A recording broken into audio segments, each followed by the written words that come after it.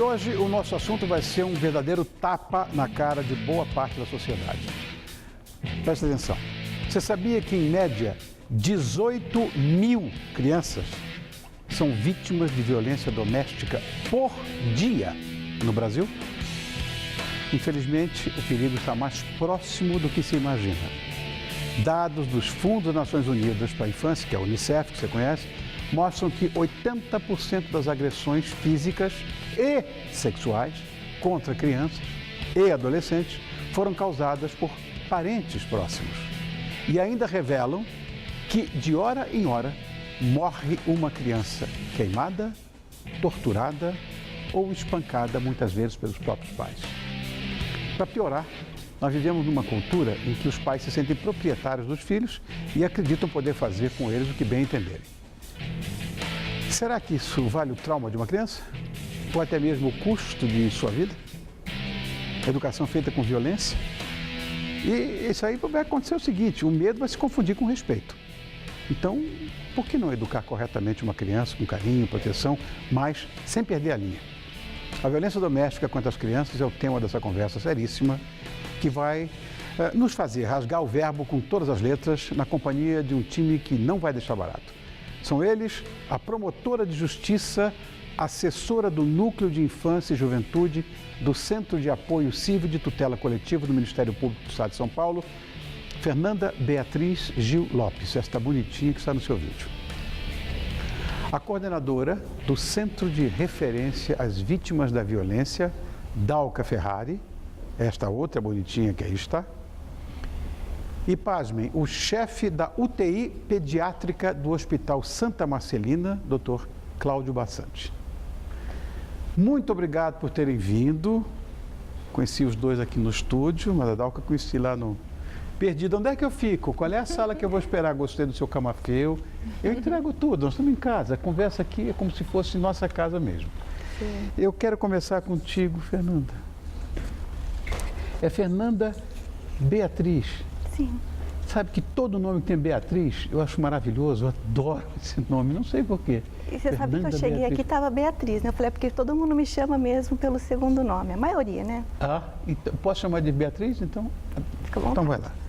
Beatriz, essa história que eu acabei lendo aí, essa informação que eu tive que é assustadora, 18 mil crianças, é verdade, isso que sofrem diariamente algum tipo de violência doméstica, isso é um absurdo.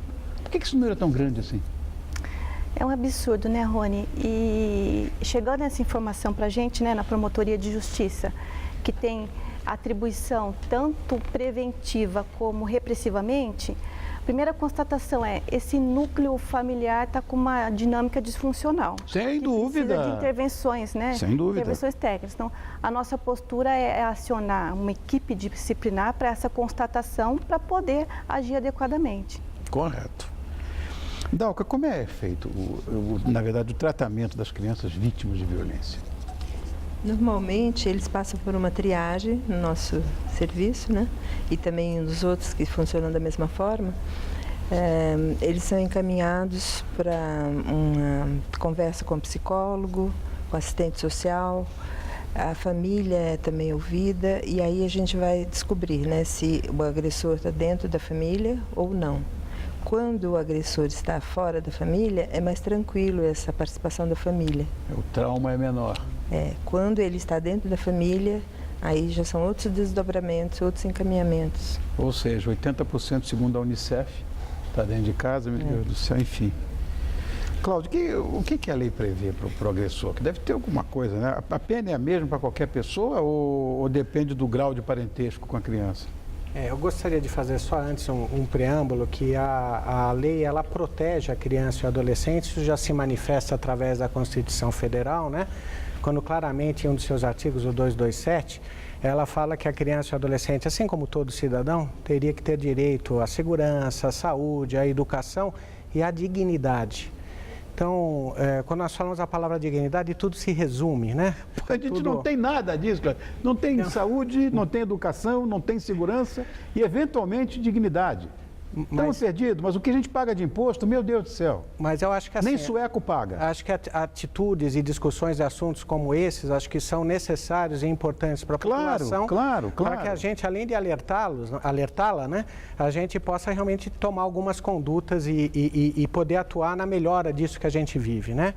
E ela não só tem a ideia de proteção da criança e do adolescente, a Constituição e o diploma específico que é o ECA, o Estatuto da Criança e do Adolescente, como também diz que aquele que não conta, não relata, não denuncia a agressão à criança ou adolescente, também é passível de penalização.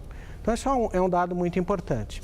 Agora, logicamente, o agressor responde pelos seus atos, pelo que decorre da sua atuação dolosa, pelo seu ânimo de atuação, pelo Código Penal e, logicamente, existem sim o que nós chamamos na lei de agravantes, quando a pessoa está mais próxima da criança, quando são pais ou responsáveis, em que, em parte, diminuem a resistência daquela criança à agressão. Beatriz, o que você acha que era preciso ser feito para que diminuíssem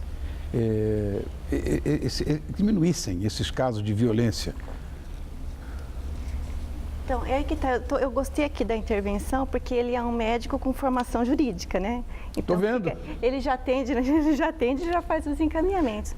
Mas, realmente, é grave. Então, essa constatação, eu acho que a necessidade do encaminhamento familiar para o técnico apto ao acompanhamento, de forma que a gente fica pensando, é um caso criminal. É um caso criminal, mas o cumprimento de uma pena não quer dizer que a família está estruturada. Então, a necessidade de haver um acompanhamento psicológico, um acompanhamento de saúde mental, entender por que a violência existe, né, se é um caso de inclusão social, é um caso de falta de trabalho, o que leva a essa violência para ela poder ser tratada. Pensa bem, tanta coisa.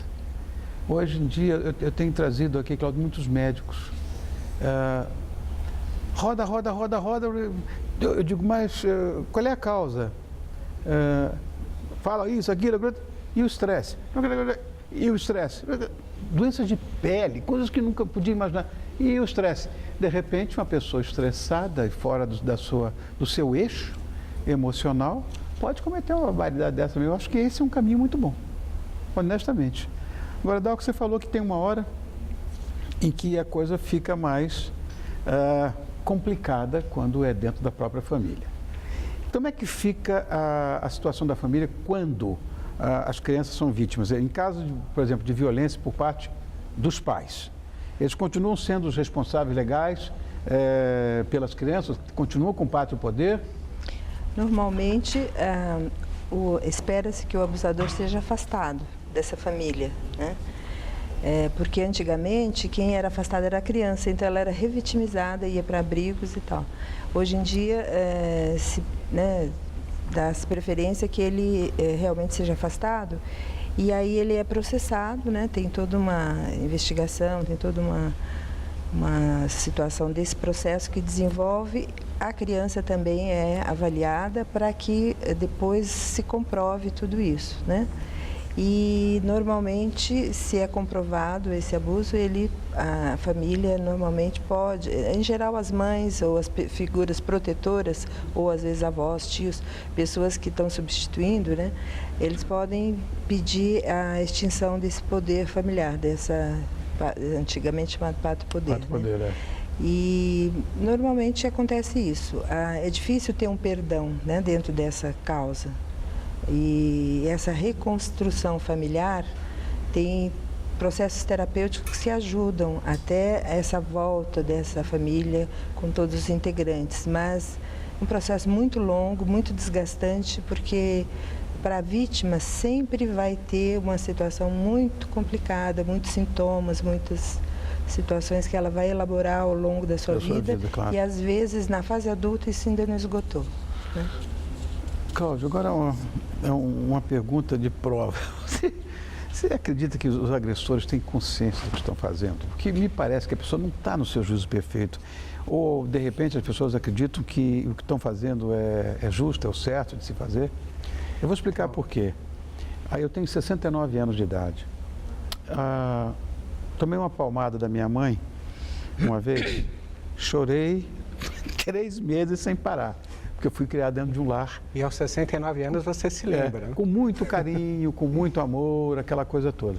Não é a agressão física, na verdade não foi isso, né? Eu citei isso porque aconteceu comigo, aconteceu com meu irmão, com tudo, nem por isso eu sou um problema, não tenho problemas psicológicos maiores, né? Sou louco só de vez em quando, mas era uma coisa normal, a palmadinha na mão, também tomei, a palmadinha no bumbum, tomei, era uma coisa tão de leve. Mas quando existe esse carinho em casa, isso toma um vulto, é uma coisa que não é a dor física, não é nada, é a atitude, né, que o pai toma. Será que eles, não violência, mas será que os pais acham que isso é o certo, o castigo físico? Então, na verdade, assim, infelizmente, né, dói no coração a gente falar enquanto pediatra, né, enquanto ser humano, mas eu diria que a grande maioria, se não quase a totalidade, tem consciência. Isso é uma coisa, consciência do que estão fazendo. Agora, algumas dessas pessoas têm alterações psicológicas, têm alterações psiquiátricas que as conduzem a tomar determinadas atitudes. Então, é muito importante que o médico, que o colega que faça o primeiro atendimento, identifique prontamente o que está acontecendo para que evite que essa criança continue sofrendo os maus tratos. Existe uma doença que chama doença de Munchausen. Munchausen era um barão. O barão de Munchausen. Que é famoso pelas mentiras, né? E tal. Então, na pediatria existe a doença de Munchausen por procuração, em que os pais, os responsáveis, eles inventam sinais e sintomas clínicos para a criança, levam a internações desnecessárias, a coleta de exames, a recebimento de inúmeras medicações. Estão do lado da criança ali, vendo o sofrimento da coleta de sangue, do sofrimento da criança que está hospitalizada, e mesmo assim eles lá continuam e entendem na sua patologia que estão fazendo a coisa certa, vamos assim dizer. Obviamente, nós temos que identificar, e essa pessoa tem um transtorno, e a gente tem que tirar a criança do convívio desta pessoa. E realmente, assim, quando nós fazemos o diagnóstico, nós temos essa possibilidade, isso tem que ser feito prontamente, como colocado aqui, que é a destituição do poder de família, né? Muitas vezes, ou do poder da presença de alguma pessoa. Realmente, consciência, infelizmente, eu acho que eles têm. Algumas vezes eles são patológicos. E um dado que é muito importante de se destacar é que o agressor muitas vezes é um ex-agredido. Então, nós temos que tomar a preocupação jurídica e medicamente de atender adequadamente o agressor e nós fazermos toda a atenção psicológica, legal, psiquiátrica, médica, para que ele não se torne um futuro agressor. Mas o processo não deveria ser ao contrário? Não, evitar a agressão, claro, mas a partir do momento de constatada, de diagnosticada, de se poder intervir numa agressão, existe já um dano estabelecido. O que eu digo é o seguinte, eu não entendo nada de psiquiatria, ou de psicologia, mas a pessoa que foi agredida, quer dizer, aquela história, não faça com o teu semelhante aqui, porque você não quer que faça contigo, né? Isso seria o lógico. A doutora Dalca pode falar, mas infelizmente não é o que acontece, né? Muitas vezes tem esse histórico, né, essa era uma máxima, né, que se acreditava muito, que sempre havia essa interferência. Mas hoje muitas pesquisas mostram que também é um primeiro abuso, é uma situação que vem por N causas, porque é um fator multicausal.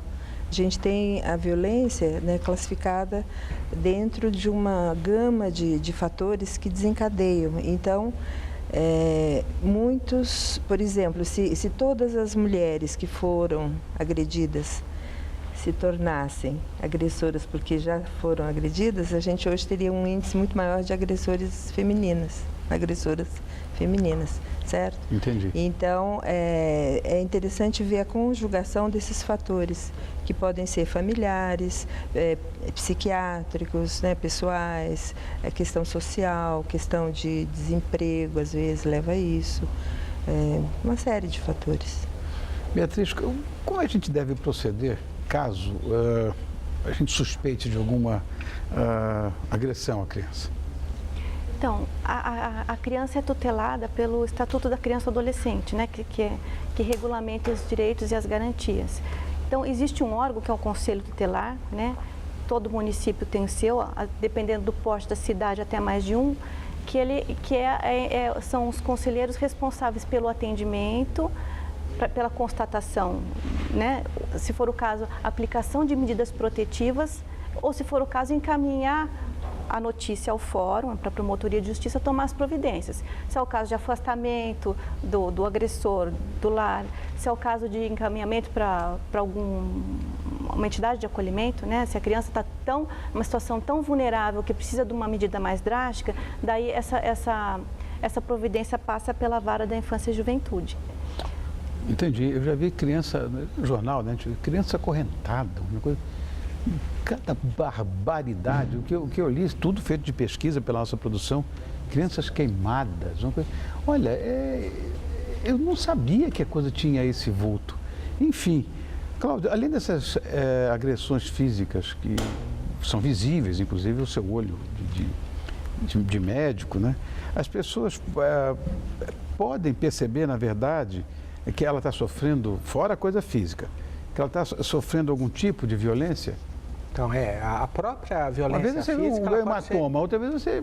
Então, às vezes o hematoma não é visível, né? É. Às vezes os pais ou quem fez aquela agressão faz com que a criança fique coberta na zona agredida, Tá. né? Então, a própria agressão física pode não ser visível, pode passar despercebida. Por isso que tem que estar muito atento numa análise clínica, sempre se examinar totalmente. Agora, sem dúvida nenhuma, uma das piores ou mais brutais formas de agressão é a agressão psicológica. Essa não deixa sinais clínicos evidentes, é isso que eu queria perguntar. mas ela deixa sinais eternos, ou pode deixar sinais eternos. Então, realmente, nós temos que estar atentos que algumas situações, elas não vão se apresentar com sinais e sintomas físicos diretos, mas como sinais e sintomas, às vezes, indiretos, decorrentes da alteração psicológica ou do trauma psicológico ocorrido. E lembrar sempre uma coisa, quando a gente fala em agressão à criança, nós não estamos falando em ação necessária. A ameaça é uma agressão. Então, a ameaça sexual, a ameaça psicológica, a ameaça física também é uma agressão e não deixa marcas. Está correto. Então, realmente é um pouco mais amplo, é muito mais grave, infelizmente, Era isso que eu queria como resposta. Me passa pela cabeça o seguinte, Beatriz, será que por algum acaso, de repente, um pai ou um parente não morre de arrependimento de ter feito aquilo? Acontece isso, de alguém se arrepender do que fez? Acontece, porque tudo tem uma consequência. Claro, né? claro. Tem uma consequência. Pode ser, o vínculo que existia pode ser rompido, ainda que não seja rompido por uma decisão judicial, vai ser rompido pelo próprio fato, né? Ele pode responder criminalmente. Então, existe o arrependimento, assim, a pessoa vai parar para pensar a consequência dessa ação. Mas é como a Dalca falou, a consequência para a vítima, né? Quem leva que fica com essa sensação. Que a gente comentando, às vezes não é por ação, é por omissão, né? Uma negligência é capaz de deixar essa sequela. Dalca, você acha que é possível traçar um perfil do agressor? Olha, em geral é uma pessoa que tem um ditado popular que diz que é uma pessoa acima de qualquer suspeita. Isso por aí para começar. Para quem gostava de Agatha Christie quando era garoto, no meu caso, é isso mesmo. Mas em geral ele é frio, né? É uma pessoa que planeja. Então o abuso ele não acontece assim por acaso, né? O abuso sexual, você fala? Isso. Tá. E a agressão física, ela vai depender muito do estado emocional dessa pessoa, do descontrole que ele tem e que às vezes aí acaba levando, né, ou punindo a criança na questão do castigo físico, né, como método de disciplina. Mas o perfil dele, tem vários autores que estudam, né, ele acaba trazendo para si algo assim, se ele tem, por exemplo, um alvo que é uma criança dentro da família, que é mais assim, daquela que não fala muito, que não vai contar, que é mais sensível, né? Ele então vai fazendo um certo acercamento dessa criança e vai induzindo para uma situação, vamos supor, da violência sexual. Ver revistas com um conteúdo sexual, assistir algum vídeo, começar a ter carícias, né? Então a coisa é meio planejada gradativamente. Entendo. Quando ele consegue uma intimidade maior, aí ele vai planejar o ambiente. Então ele tem que vencer 4 pré-condições. A questão do ambiente, né, da resistência dessa criança e a questão da resistência interna dele também para cometer o abuso. Porque não é uma coisa que a pessoa também está fazendo assim, espontaneamente. Ele precisa tomar coragem, às vezes, para fazer isso. E aí é que vem a questão do álcool ou da droga como iniciador para ele tomar essa coragem, em alguns casos. Sabe uma coisa, doutora Beatriz e Cláudio? Até isso é uma coisa tão séria para mim, eu tenho tanta indignação dessa história. Vocês percebam que até o bandido, aquele bandido encarcerado, o mau, o assassino, o latrocida, sei lá quem, eles mesmos têm o seu próprio código de honra.